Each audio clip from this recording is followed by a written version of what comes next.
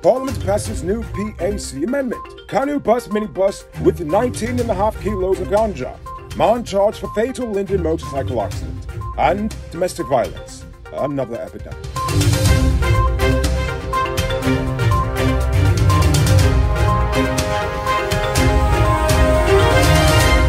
I'm Enrico Bulford, and this is Uncut News.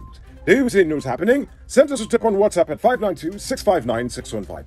The government used its majority in Parliament last night to pass a motion to require both the government and opposition members to be present in the Parliamentary Accounts Committee before decisions could be made. The PAC is made up of 9 members, 5 from the government and 4 from the opposition. The standing order was amended to state that a quorum shall be 5 members, 2 representing the government and 2 representing the opposition, as well as the chairperson. Prior to the amendment, only 3 members from either side of the House were required to form a quorum for meetings. 34 members, including Lennox Schumann, voted for the amendment, whilst 29 members of the coalition opposition of the House voted against it. 2 members were absent during the vote. The National Assembly on Wednesday night unanimously approved the 5 persons who would be serving on the Public Procurement Commission. Those approved are Attorney-at-Law Pauline Chase, economist Joel Bhagwardhan, Raj Narayan Singh, Berkeley Wickham, and Diana Rajkumar. The nominees secured at least 2/3 support from members of the National Assembly. Wickham and Rajkumar have been nominated by the opposition. The PPC is responsible for monitoring and reviewing the function of all public procurement systems to ensure that they are in accordance with the law. The National Assembly also approved the nominees for the Police Service Commission, the constitutional body that is responsible for the appointment and disciplinary action against police officers above the rank of inspector. After several previously approved bodies had been consulted, those unanimously approved by the Bipartisan Parliamentary Appointment Committee are businessman Ernesto Chuafat, Attorney-at-Law Charles Conway, businessman Akeem Mohammed, and Pastor Patrick Findlay. Those nominees would now be sent to the President for his approval. Yesterday, Kanu intercepted a minibus packed with over 19.5 kilos of suspected cannabis concealed in pieces of sponge. The cops stopped the bus at Yarrowcabra village on the Linden-Soestdijk Highway as it was bound for Mardia. 6 male passengers, including the driver, were arrested. They are currently in police custody. Do you own a truck? No, not the disease, I mean a real truck, like DAF, International, Freightliner, Bedford DM, or Scammell. Then come. Get high-quality truck parts at the lowest prices at Powered Automotive. Visit them at Lot 1161 EE Eccles or call them on telephone number 697-0171. Save big on truck parts at Powered Automotive, the #1 heavy-duty truck parts store in Guyana. On Wednesday, 21-year-old Glenton Redman, the motorcyclist who fatally struck down 14-year-old Makeda Quick earlier this week, was charged with causing death by dangerous driving in the Georgetown Magistrates Court. He pleaded not guilty to the charge. Redman was released on $600,000 bail and will be back in court on the 8th of June 2022. Alexis Turpin, the woman who is accused of fatally beating her reputed husband Sherwin Johnson on July 2, 2016, is set to go on trial for murder on Monday in the Demerara High Court. At her arraignment, Turpin pleaded not guilty to the charge of murder. According to reports, Turpin and her lover killed Johnson after he had caught the two of them in a compromising situation in the couple's home. The two were originally charged with attempted murder as Johnson was hospitalized after the beating. However, the charge against them was upgraded to murder after he succumbed to his injury. On Tuesday night, a 22-year-old woman was injured by a hit-and-run driver on Sheriff Street in Georgetown. The victim was heading east on the pedestrian crossing when she was hit by a black motor car. She was taken to the hospital in a conscious state and was treated for her injuries, which are believed to be non-fatal. Unfortunately, no one was able to record the license plate number of the vehicle that struck the woman. On Wednesday, 22-year-old David Narayan was charged in connection with the motorcycle accident that led to the death of 18-year-old Odell Taylor on Sunday last. Narayan was charged with causing death by dangerous driving, being an unlicensed driver, and driving an uninsured vehicle. He pleaded not guilty to the dangerous driving charge and guilty to the other 2 charges. He was released on $500,000 bail and will be back in court on May 4th.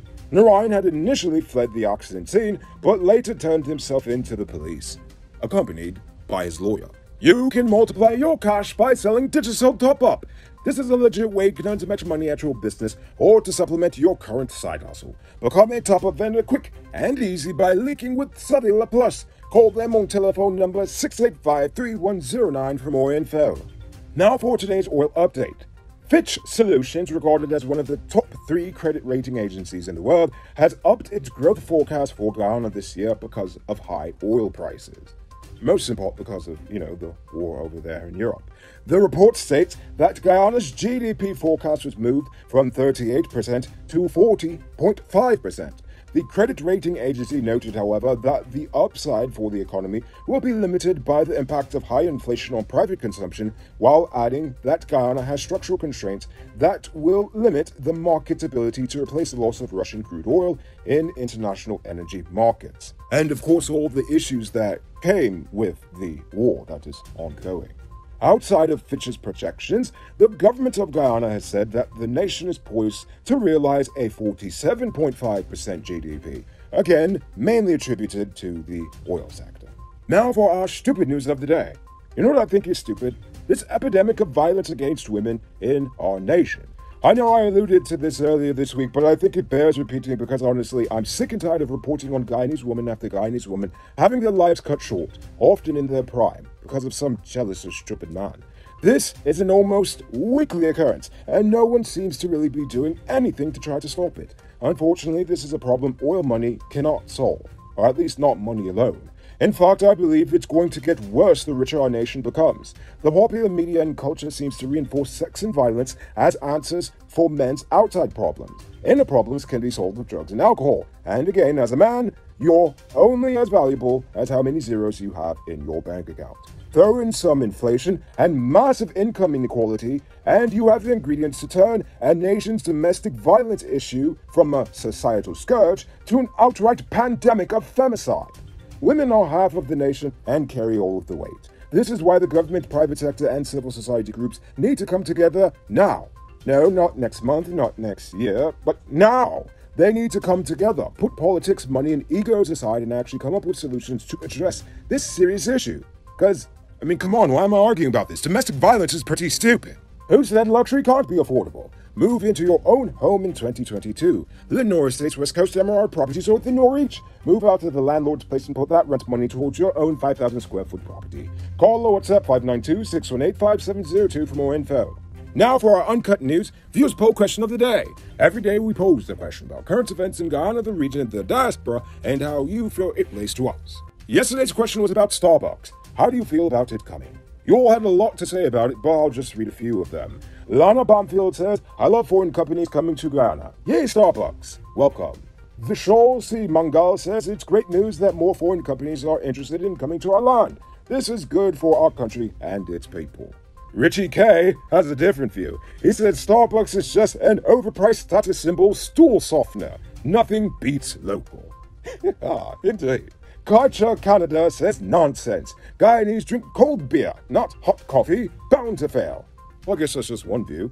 Joshua Welch says Starbucks to Guyana is progress, but it's progress that doesn't really benefit us in the long run. Sure, it's cool to have an international franchise like that here, but we all know that they're just going to be collecting our money and investing it outside our nation. For me, I think it's time we Guyanese start investing in ourselves and open businesses like this so that we can invest the profits back into our country and not have foreigners just milk us. I agree with that fully on all aspects you just said. And finally, Ravi Gonzalez says, it's unfortunate that before Guyanese support their own, they'd rather fill their eye with any and everything foreign. There are so many new, nice, empty coffee shops in Ghana, especially in Georgetown, that don't get the push and support that they need. Starbucks charges between $5 to $10 US for a cup of coffee. Good luck with that. Shame on Ghana.